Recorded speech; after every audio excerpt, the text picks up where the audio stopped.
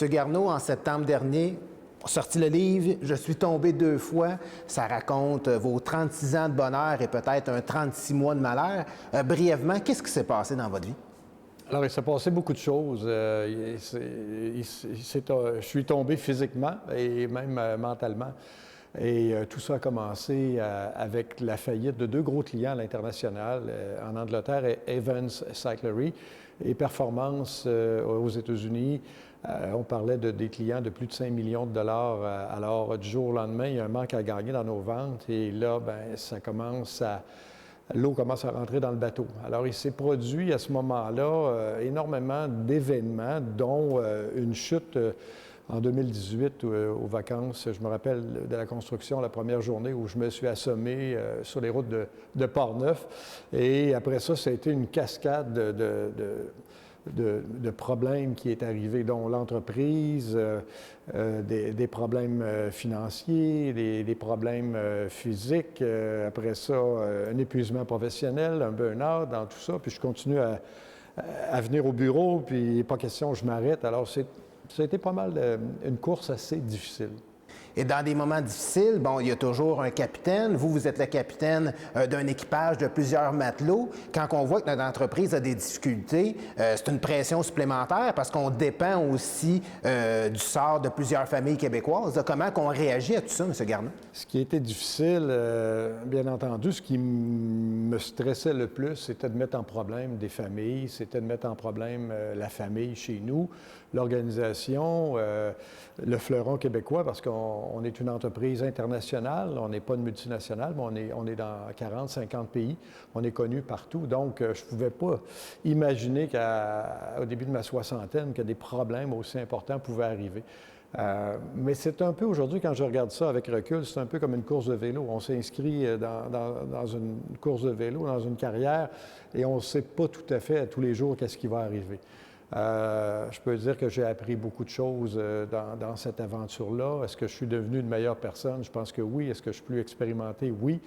Mais c'est une des raisons pourquoi j'ai voulu faire le livre, pour expliquer, surtout aux entrepreneurs qui sont en affaires, que même si tu as 36 ans de bonnes années et tu peux avoir 3 années de malheur, c'est là qu'à un moment donné, tout peut tomber juste par rapport à un client en difficulté qui va t'amener à d'autres problèmes. Puis là, c'est devenu la tempête parfaite.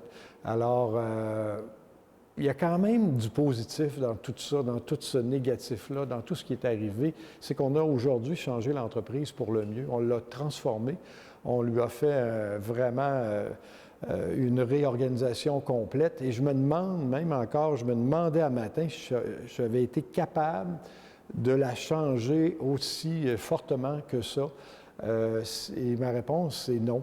Alors, quand il arrive des cataclysmes un peu comme ça, ou des feux de forêt, ils poussent une nouvelle végétation, ils poussent des fleurs, ils poussent du bonheur. Et c'est un peu ce qui est arrivé chez nous. Alors, on est revenu à la rentabilité, on est revenu au bonheur, on a reconstruit l'équipe, on a revu la façon qu'on travaillait, on s'est dit, on va essayer d'être plus agile, plus flexible, plus rapide, avec des équipes plus petites, et on va essayer d'être capable, comme on dit en québécois, de se tourner sur un 10 cents. Et c'était le problème d'une entreprise comme la mienne qui a vieilli, vieille entreprise québécoise manufacturière qui arrive au bout de son modèle d'affaires, que manufacturer au Québec était rendu un problème parce qu'à chaque fois qu'on ouvrait la porte, on perdait de l'argent, pas parce que les gens n'étaient pas bons, mais le marché mondial était très compétitif, les prix étaient à la baisse. Donc, il a fallu faire des décisions drastiques, de couper la moitié du personnel, de couper la production. On parle de combien d'employés à peu près? Là, On parle de plus de 100 quelques employés. Il reste quand même dans le groupe aujourd'hui près de 300, 350 employés parce qu'on s'est réorganisé, on s'est réadapté. Ce qu'on faisait au Québec, il a fallu le faire au Mexique. On travaillait déjà avec la Chine. Il a fallu se transformer pour devenir une entreprise qui n'était plus une entreprise manufacturière, mais de design, de mode, de mise en marché, une entreprise spécialisée sur le web. et une entreprise, comme j'ai dit tantôt, agile, capable de réagir rapidement et surtout de s'adapter. Parce que les changements, là, il y en a à tous les jours et c'est pas parce qu'on vient de régler un gros problème qu'on n'en aura pas d'autres. Il faut les prévenir, il faut être aux aguets et on en a profité pour organiser, avoir la meilleure équipe à l'heure actuelle et c'est ce qui est le plus important dans la réorganisation. Et peut-être rapidement, je pense que dans toute cette aventure-là, il y a quand même eu une personne, un cycliste âgé de 86 ans, qui a quand même eu un impact concret, qui vous a donné, en bon québécois, un bon boost, là. J'ai eu, dans cette aventure-là, j'ai rencontré Marcel Zelensky, un survivant de l'Holocauste. Je vous montre ici, c'est son numéro de prisonnier que je me suis fait tatouer il y a 1 an en Floride après avoir rencontré cet homme-là. Lui a perdu ses parents, c'est un Polonais juif. On a tué son père devant lui. Il a été mis en famille d'accueil. Sa mère l'a retrouvé. Il a fait des études à l'université. Il est devenu ingénieur. Il a terminé chez Bombardier. Il fait du vélo. Et quand j'ai vu ça, j'ai dit, lui, c'était des vrais problèmes qu'il a eu. Puis notre problème était un problème d'entreprise. Lui, c'était un des plus grands problèmes que je pourrais dire que l'être humain peut vivre.